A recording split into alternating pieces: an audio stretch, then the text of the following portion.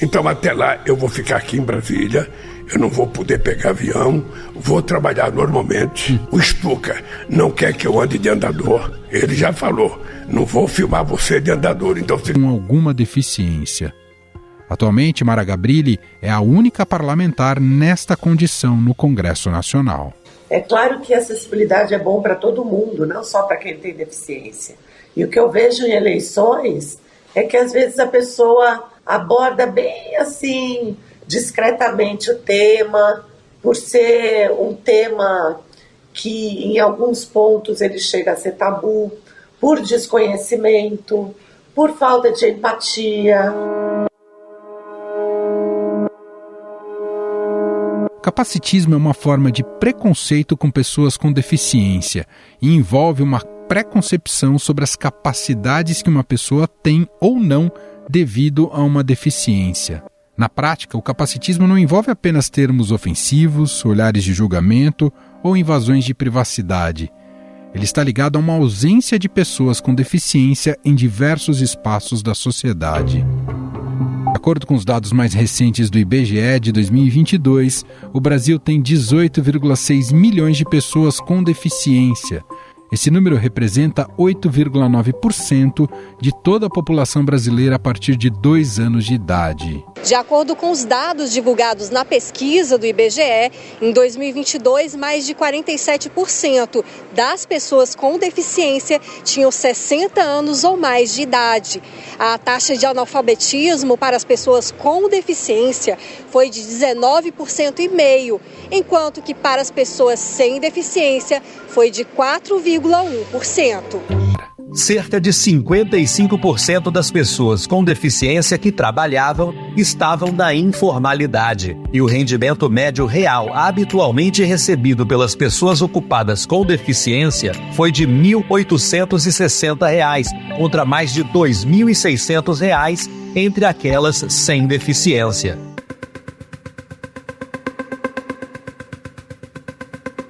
O nível de ocupação é de 26,6% entre as pessoas com deficiência contra 60,7% entre a população brasileira total.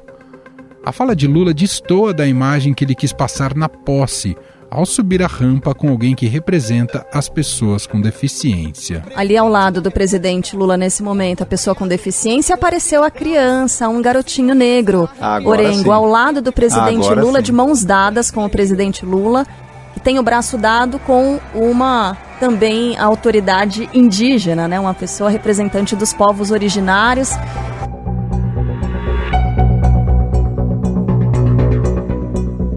A realidade é outra. Pessoas com deficiência não têm cargo de poder na esfera federal e nenhuma ação inclusiva efetiva para esse público foi tomada até agora. Não é preciso ir muito longe para lembrar que o próprio Lula é vítima de preconceito por causa da perda de um dedo na época em que era metalúrgico. A Caixa lá atrás, com aquele ladrão de 9 dedos, dava prejuízo.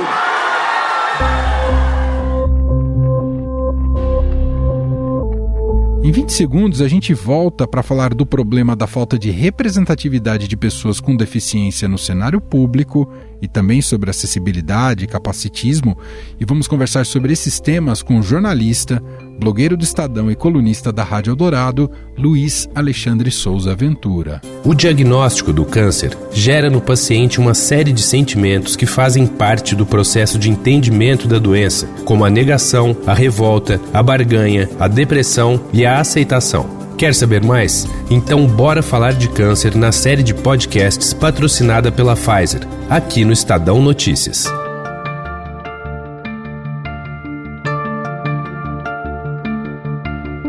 A falta de representatividade afeta diretamente na formulação de normas que contemplem variadas deficiências ou até mesmo a criação de órgãos vinculados ao Estado que discutam acessibilidade. Uma das poucas leis aprovadas para pessoas com deficiência é a que determina a obrigatoriedade de contratações para empresas com mais de 100 empregados.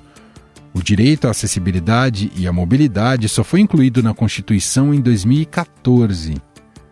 Afinal, o quanto a fala capacitista de Lula demonstra o preconceito enraizado na sociedade brasileira? como isso prejudica a luta por mais direitos das pessoas com deficiência? Sobre o assunto, vamos conversar com o autor do blog Vencer Limites aqui do Estadão e colunista da Rádio Dourado, Luiz Alexandre Souza Ventura.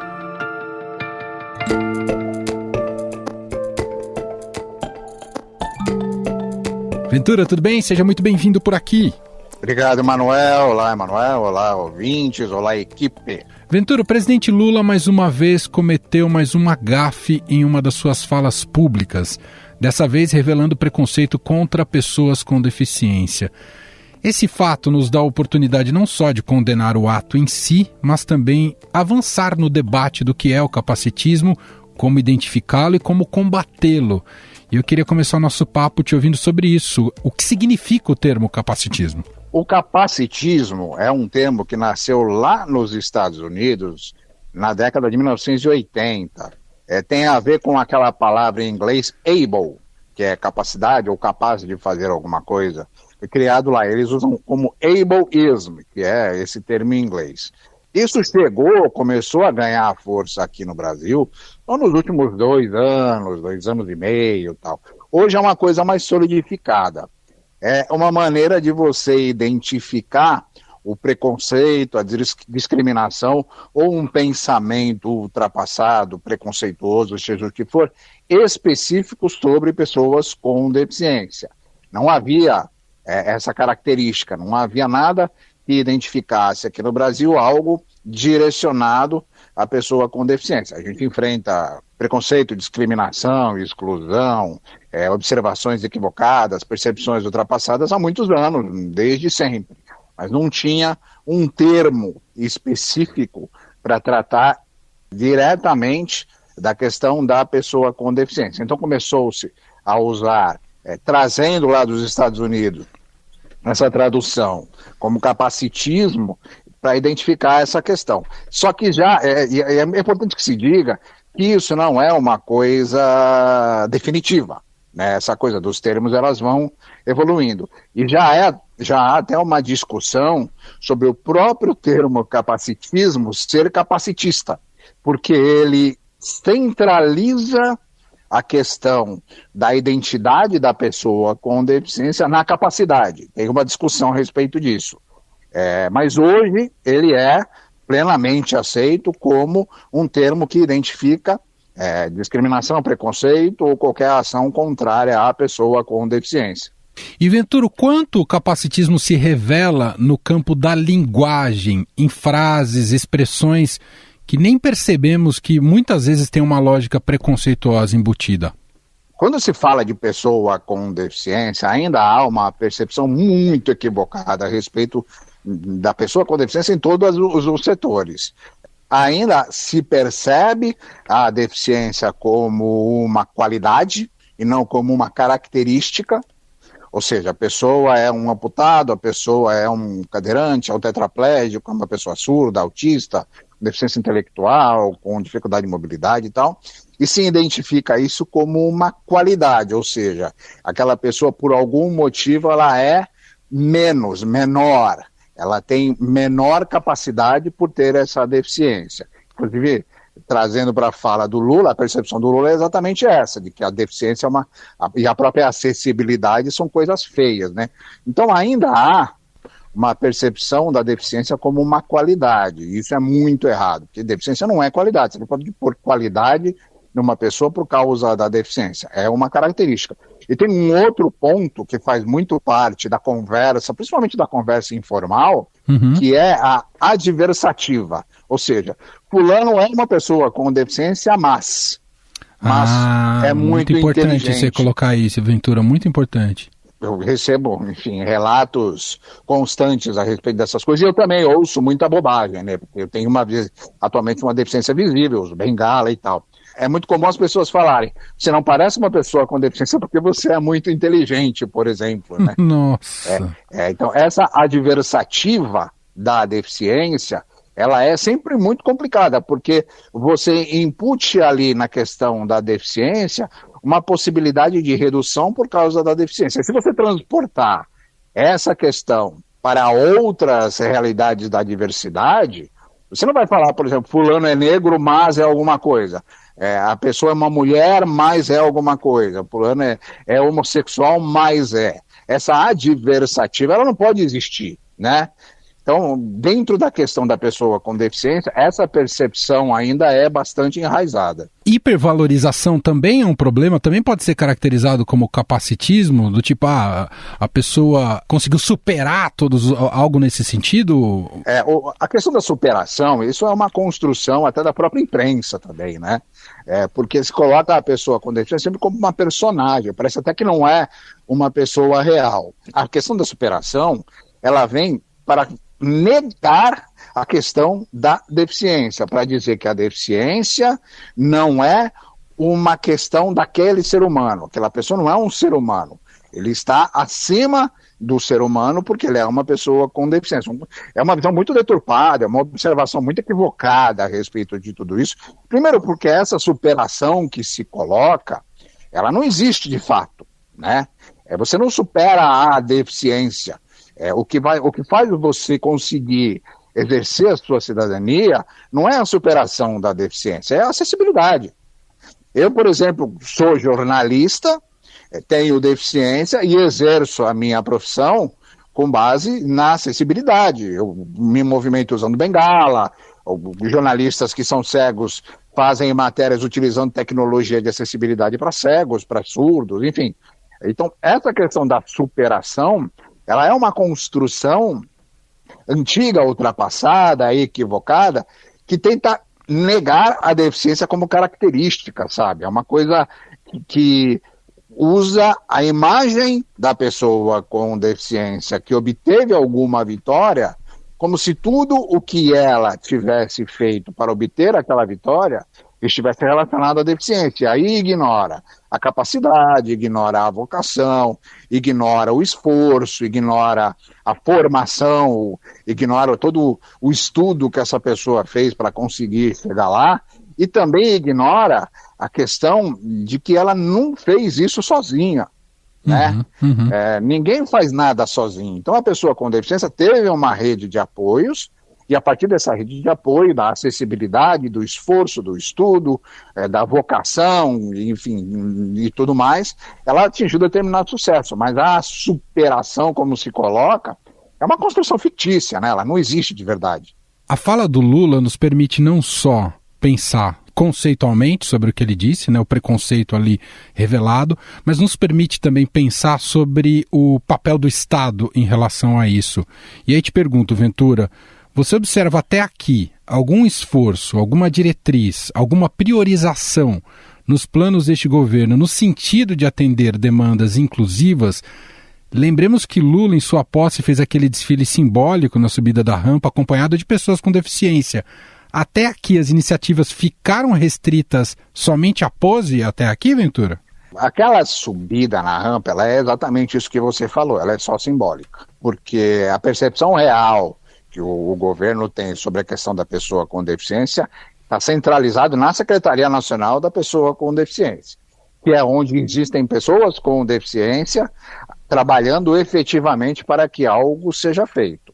Não há nada muito concreto ainda a ser apresentado pelo governo Lula. A gente já está no mês 9, quase no final do mês 9, e não há nada muito concreto ainda a ser apresentado.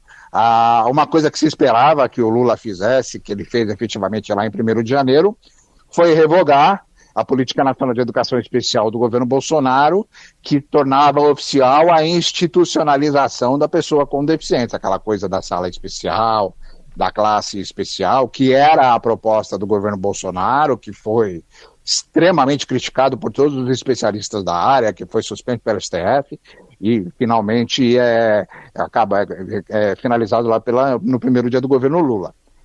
E aí, em teoria, colocou-se de volta em prática a Política Nacional de 2008.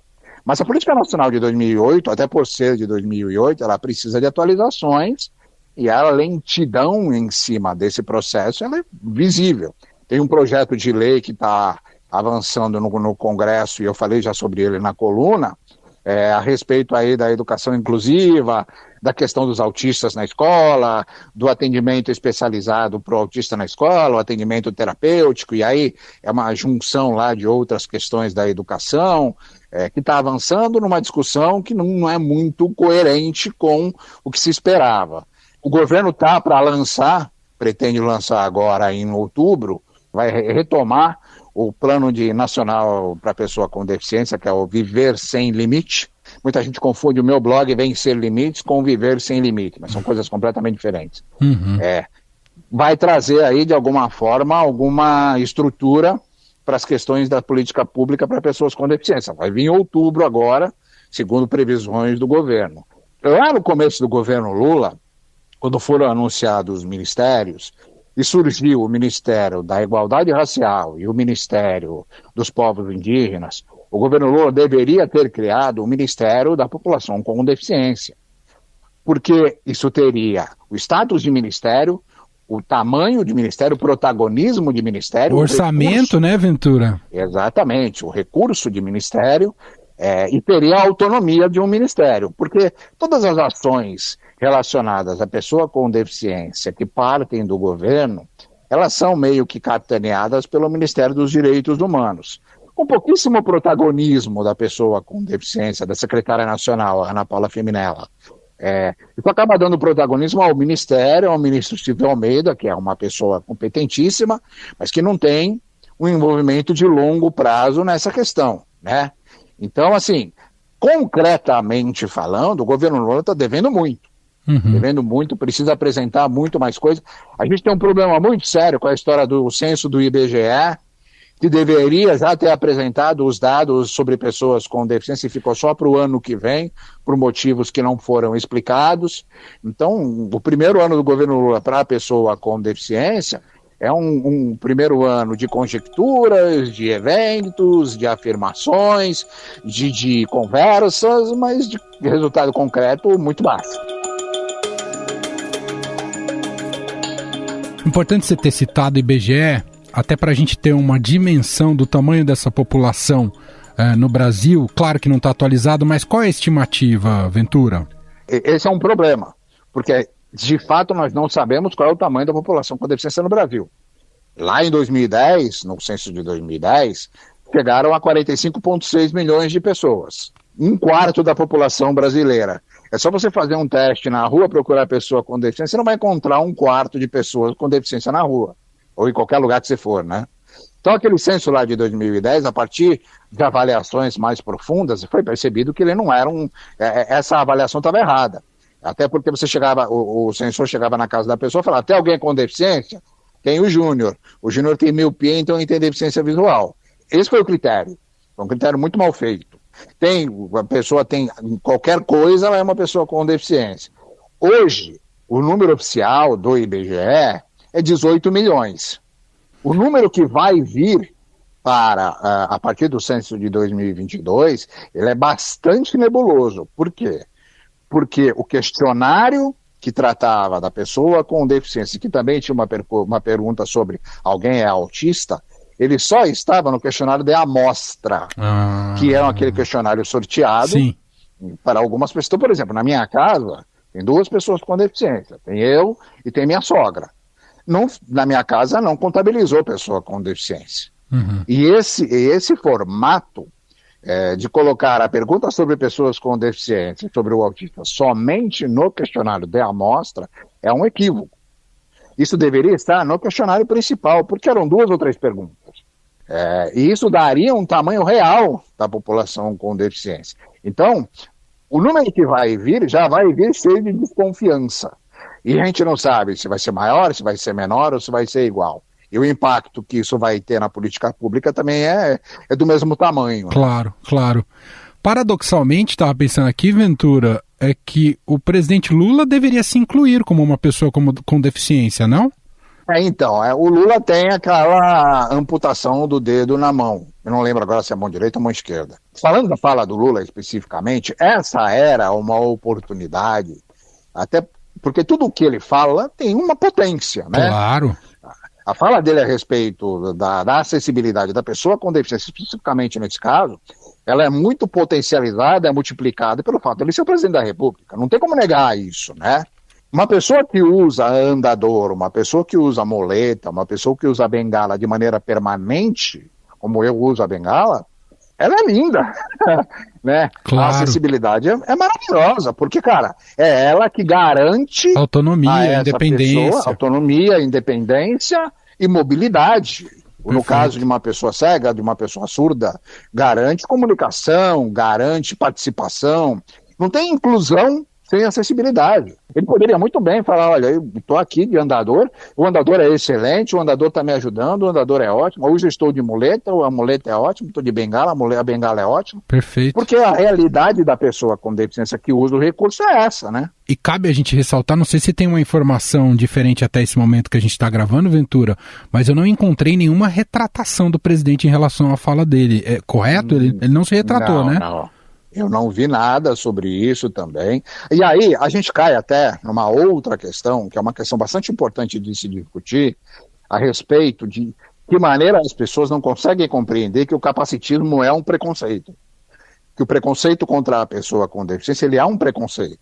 Porque se você, mais uma vez, transportar uma fala preconceituosa sobre outras esferas da diversidade, sobre a negritude, sobre a sexualidade, sobre a origem étnica, sobre a origem geográfica, por exemplo. Lula é nordestino. Ele não ia dizer, eu sou mais bonito sem ser nordestino. Não, né? Ele não tem vergonha de ser nordestino. Perfeito. Não tem vergonha de acenar com a mão. Então, quando se coloca uma fala preconceituosa a respeito da pessoa com deficiência, sempre há um entendimento de que aquilo não é preconceito. E aí, o capacitismo tem essa discussão de que a pessoa que é capacitista, ela não consegue absorver isso, que ela é capacitista, porque ela não entende que ela está observando a pessoa com deficiência de maneira preconceituosa. Ao, por exemplo, ter piedade dessa pessoa, ou ao infantilizar essa pessoa, ou, por exemplo, achar que essa deficiência ou recurso de acessibilidade podem ser provisórios, momentâneos. Eu uso bengala há 1 ano, eu tenho uma neuropatia. Provoca atrofia muscular progressiva e não tem cura.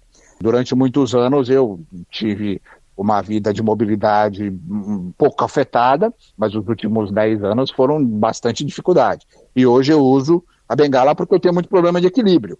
E muita gente imagina que a minha bengala é um subterfúgio momentâneo. Entendi. Não, você não vai precisar disso depois. Eu não estou preocupado se eu vou ou não precisar depois desse recurso. O que eu estou preocupado é em continuar. Só para a gente fechar a aventura, voltando até para o campo simbólico político, o quanto, no momento, por exemplo, se discute muito a necessidade de ter, só para dar um exemplo, né, a necessidade de o Lula indicar uma mulher negra ali para a vaga no Supremo Tribunal Federal.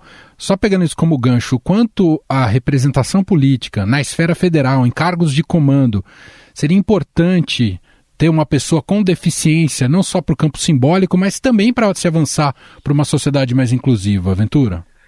Cara, isso é fundamental, né? Isso é fundamental, porque você tem uma pessoa, supostamente uma pessoa com vivência específica, porque a questão pública precisa de uma vivência específica, né? Você não pode jogar qualquer pessoa ali, porque essa pessoa não vai saber o que fazer, com ou sem deficiência, né? Claro. Mas quando você tem uma pessoa com vivência pública sólida e convivência pessoal no setor, é uma outra realidade, né?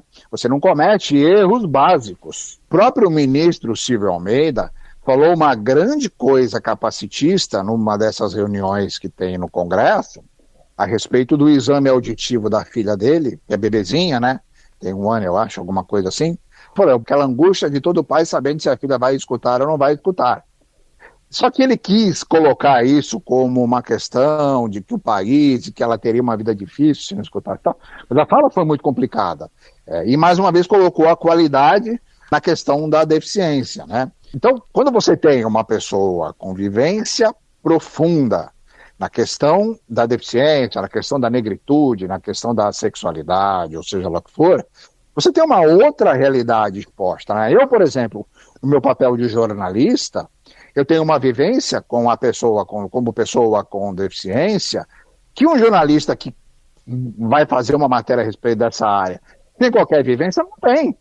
E não é uma questão da competência de um ou da competência de outro, é da vivência pessoal, né?